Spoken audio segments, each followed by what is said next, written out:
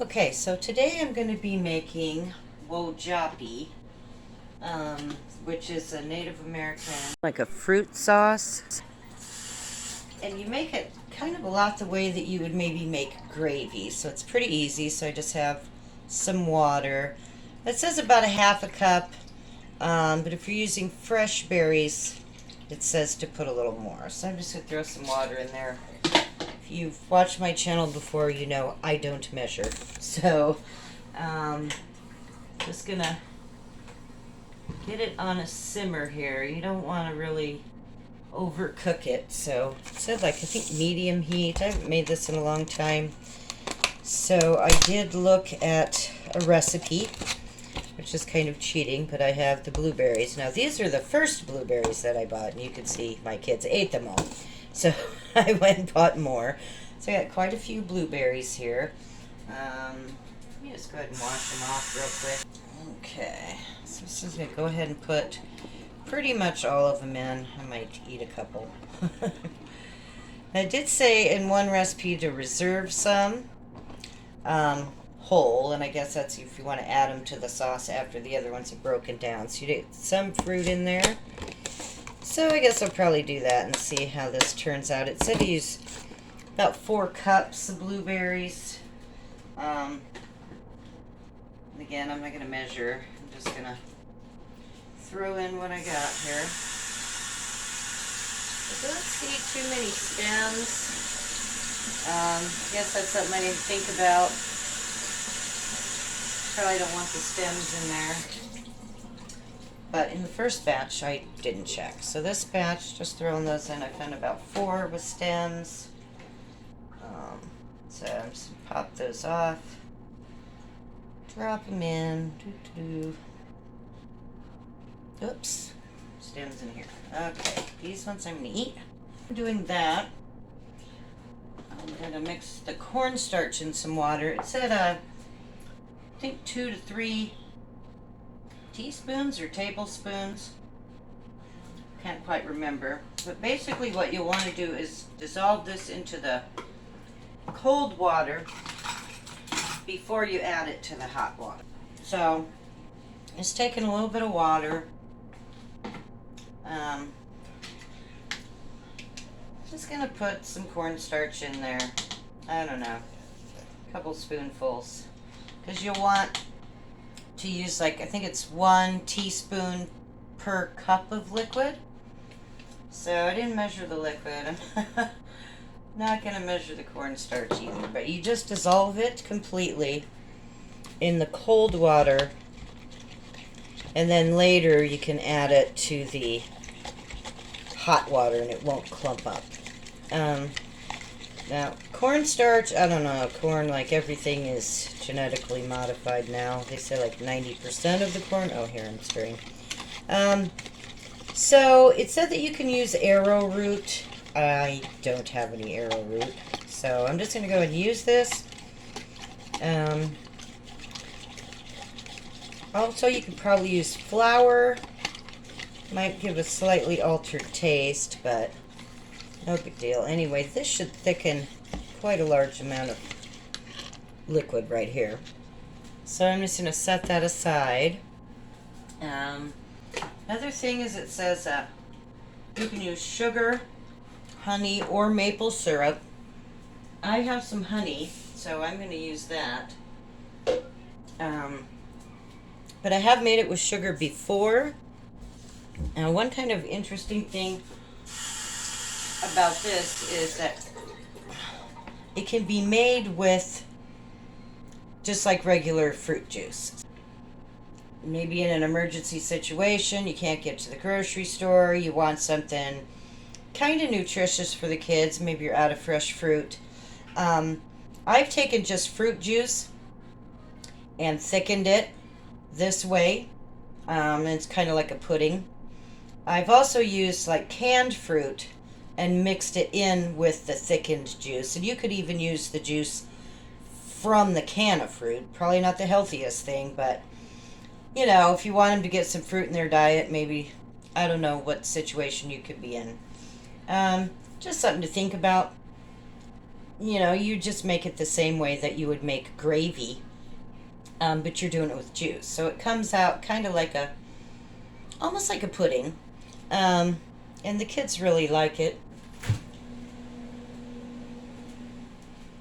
So you could kind of use your imagination on that. Now, the traditional way, they say, is to use chokecherries. And there are a couple different, quote, traditional ways. You have the First Nations out of Canada.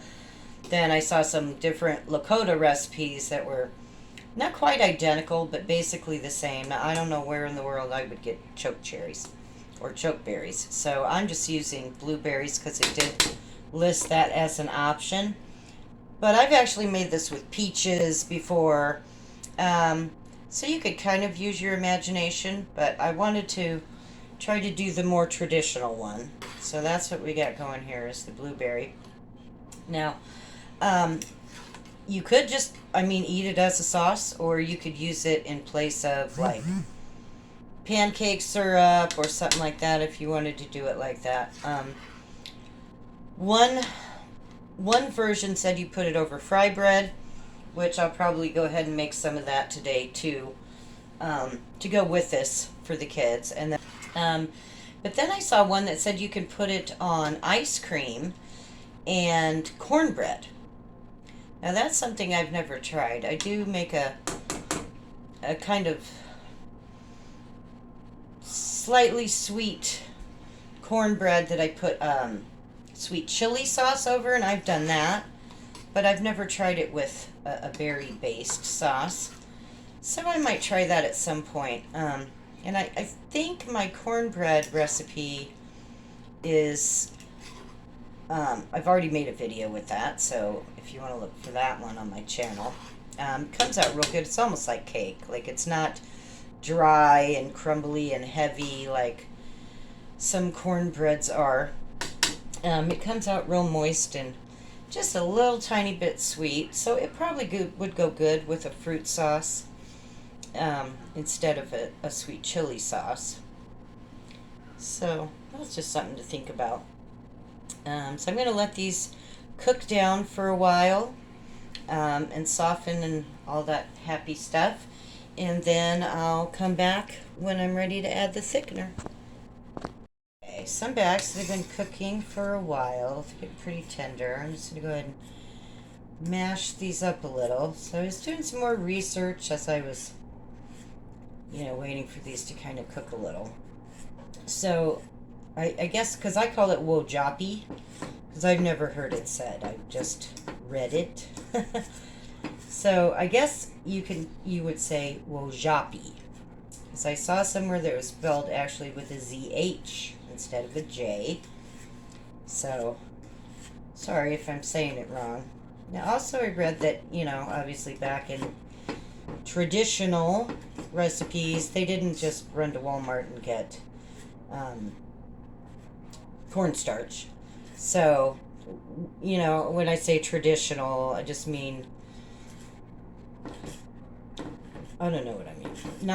Not exactly the way it would have originally been made, but more traditional than the way I usually make it, if that makes sense. So, anyway, I guess the berries themselves would thicken, and so you'd start with fresh berries, and you would cook them and cook them and cook them until they, really condense down. Like if you're making spaghetti sauce from fresh tomatoes, you just let them cook and cook and cook until they're super thick on their own.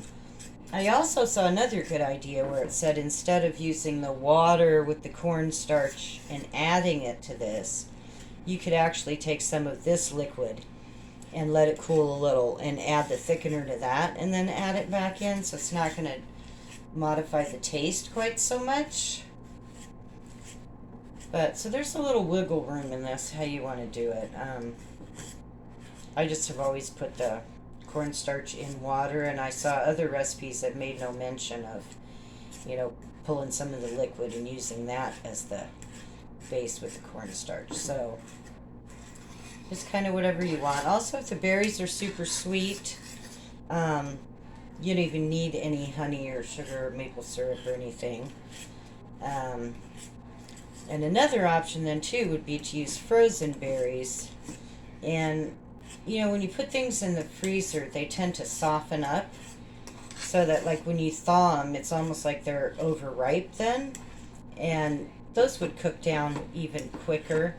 Now, I've also used that little trick with vegetables because, you know, if you start with a fresh, just cut vegetable and you want to soften it, you're going to be simmering or stir frying that for a very long time. So if you dice the vegetables and then you put them in the freezer, then when you take them out, they're already soft, and so they'll cook much quicker for your, you know, stir-fried rice or whatever kind of dish you might be making with that. Just a little tip that I found.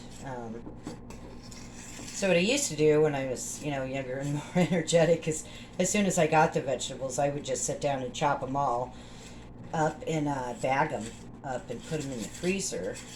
And then I always had some I could just pull them out when I wanted to, you know, make dinner in a hurry instead of having to chop all the vegetables before I cooked. So just another little hint there. But okay, I'm going to say this looks pretty done. It's actually even starting to thicken on its own. So I'm going to go ahead and add the thickener now. I don't think I'm going to quite need all of this that I made, but that's okay. So, let's see. So when you're making gravy, you just want to put your thickener in pre-dissolved, and then you're going to let it thicken. So you don't want to shut it off right away, because as you heat that cornstarch or arrowroot or flour mixture, that's when it starts to thicken. So you want to do that at least for about a minute or two. I'm going to go ahead and put my honey in here real quick so it can dissolve and blend in. And that's another good trick. If you're using a sugar to sweeten a recipe and you don't want to use too much sugar, go ahead and dissolve it in there while it's hot, and you really can cut the amount of sugar you need almost in half. Like if I'm making homemade lemonade or iced tea or something like that, I'll dissolve the sugar in a little bit of warm water and then add it to the cold tea or lemonade or something. Then you know, you might have to put it in the fridge for a minute or two to get it back to cold. But you really are able to use way less sugar, so it's a lot healthier. Anyway, so that's another little tip, just so I'm not talking to myself while I'm doing this, I'm talking to you guys. So this looks pretty good. I think I want it maybe a little thicker. So I'm going to turn it back on just for a minute here. Let it just get back almost to a boil. And that's going to bring about the thickening.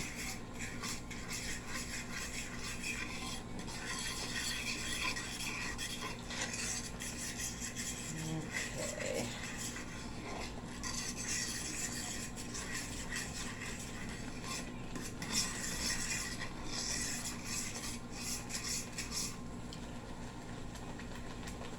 Okay, that looks pretty thick. And it'll thicken a little more upon cooling. But doesn't that look tasty? Okay, anyway, so I'm going to let that cool. Probably work on the Frybread now. And then I have a Frybread recipe. Oh, I got to put these in there too.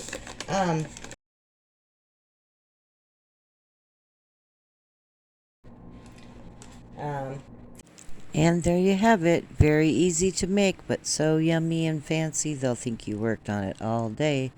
And with that, the Wozhapi's done. Thanks for watching. Bye.